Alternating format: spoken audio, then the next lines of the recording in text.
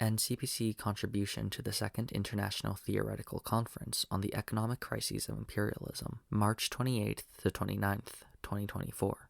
Comrades, I'm very pleased to be able to share some of the experiences, analysis, and practice of the new Communist Party of Canada with you today. I want to start by looking at some of the symptoms of the crisis in Canada. On June 29th, 2021, the town of Lytton, BC, set a record for the highest recorded temperature in Canada, 49.6 degrees Celsius. The next day, the whole town burned down, displacing 250 people, most of them Indigenous, working class, and rural poor. In total, the same heat dome killed 619 mostly poor, elderly people. Later that year, massive flooding hit the Pacific Northwest, killing 5 people and as many as 60,000 farm animals, and doing billions of dollars worth of damage. And then, in 2023, we had the most destructive wildfire season ever recorded, with over 6,000 fires torching 16.5 million hectares of land, an area larger than Greece. For rural communities, including Indigenous people living on reserves, the ecological crisis isn't imminent. It's an active reality threatening the health, stability, and viability of their communities. The housing crisis. The most glaring manifestation of the housing crisis in Canada are the 25,000 people who on any given day live on the streets in cities and towns across the country. This is the tip of the iceberg of 250,000 people who experience homelessness of some form in the course of the year. But the crisis extends far beyond those who face this worst-case scenario, especially in the big metropolitan areas, but increasingly even in smaller communities. Working-class families are spending 60, 70, 80% or more of their income on rent. The average price for a 2-bedroom rental in some metropolitan areas is now close to $4,000 a month. It's normal in the city where I live for working class families with 2 income earners to use the food bank, because rent is eating up basically all of their disposable income. Situations of overcrowded, unsafe, or unhealthy housing, and threatened or real eviction are the day-to-day reality for millions of working class people in the wealthy promised land of Canada. A third crisis, displacement and economic irrelevance,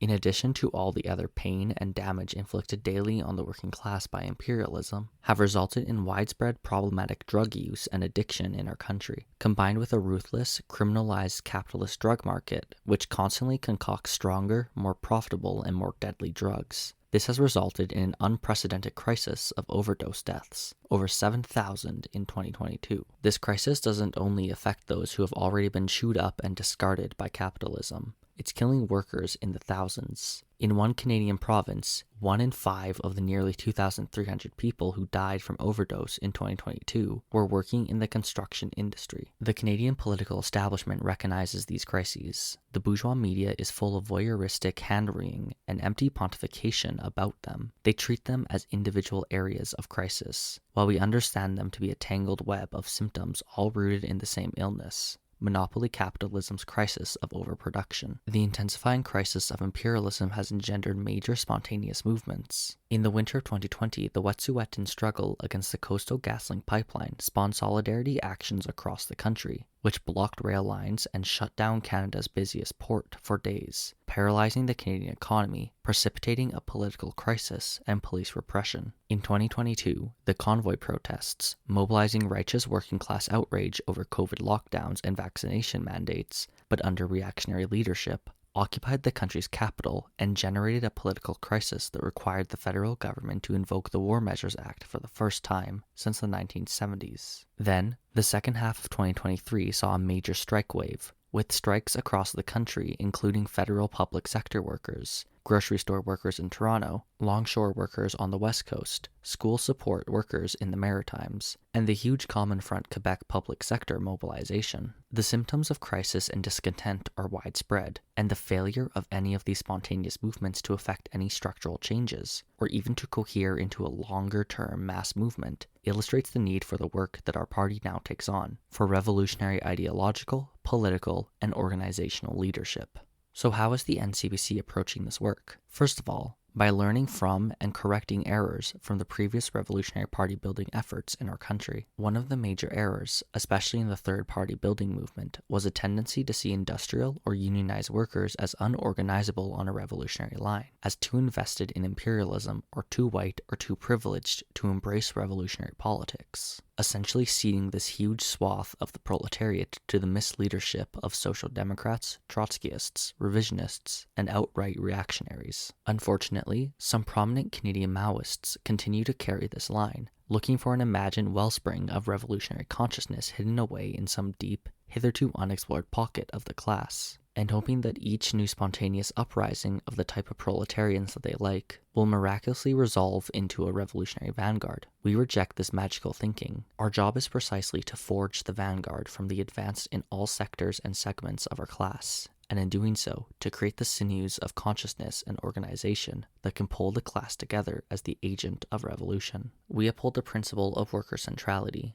that the workers at the center of production, and found in great concentration, specifically the laborers in large-scale industry, and the health and education workers in the major service centers, form the heart of the proletariat and the main force for socialist revolution in Canada. Our class is indeed divided by the imperialist division of labor, and by the ideological and political apparatus of the monopoly bourgeoisie. But rather than accepting those divisions, viewing them as immutable, and searching in the cracks for answers, we view overcoming those divisions and forging a revolutionary unity as precisely the work of a vanguard party. Our second major area of intervention is to put forward a bold, substantive vision for revolution in our country, the multinational socialist confederacy. While there is widespread discontent with the current state of things in our country, there is no commonly held vision of how things might change, even among those who call themselves revolutionaries. To the extent that such a vision does exist, it is most commonly a turning back of the clock to an imagined, kinder, gentler welfare state Canada of the mid-20th century, or social media slogans masquerading as vision and strategy, like #LandBack. Our party program grapples with the real history of colonization, national oppression, and the waves of migration to Canada, and proposes a concrete vision for the way forward. Once the working people of Canada take political power into their own hands, Canada's true potential can be realized, that of a land with many peoples, all of whom deserve to maintain their distinct identity while also contributing to the larger whole. Sovereignty can exist with political and economic unity. Distinctiveness can coexist with togetherness. Not only can this be done, but it must be done. The NCPC begins by recognizing oppressed nations' right to self-determination, up to and including secession. But we do not content ourselves with this. We recognize that given the way Canada has been built, total separation between its various nations is likely to be counterproductive. Therefore, we intend to build a new form of political and economic unity, a multinational socialist confederacy whose component parts are not arbitrarily drawn provinces, but really existing peoples and nations. The political program of the NCPC.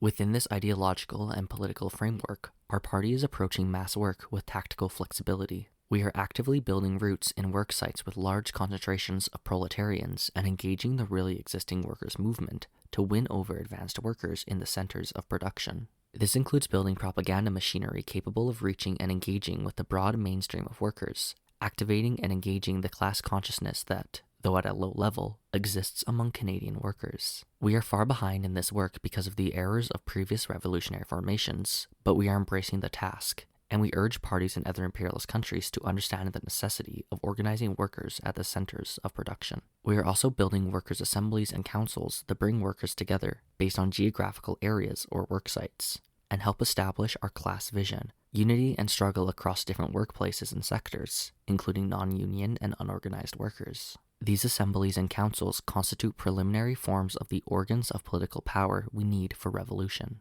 Finally, we are building neighborhood assemblies and tenant organizations in working-class neighborhoods which can organize workers who are isolated and atomized due to widespread dependence on informal, short-term, criminalized, and gig work, and to reach other sectors like single parents, caregivers, and seniors, working-class people not necessarily attached to a workplace. The crisis of imperialism has given us a fertile ground for organizing. While our work is still in its early stages, the objective conditions are ripe for revolution, even in the imperialist centers. More than ever, the correct ideological compass of Marxism-Leninism, Maoism, and the hard work of organizing are yielding rapid advances. But it takes getting our hands dirty, investigating the economic, political, and social conditions of the working class and intervening in their struggles as they are, is how we sink the deep roots that allow us to build the party and its instruments of revolution. We urgently need more parties and organizations, especially in the imperialist countries, to take up this work in order to expand our revolutionary theory based on concrete practice, and to build the revolutionary international communist movement. Fred Dumont, on behalf of the International Department of the New Communist Party of Canada.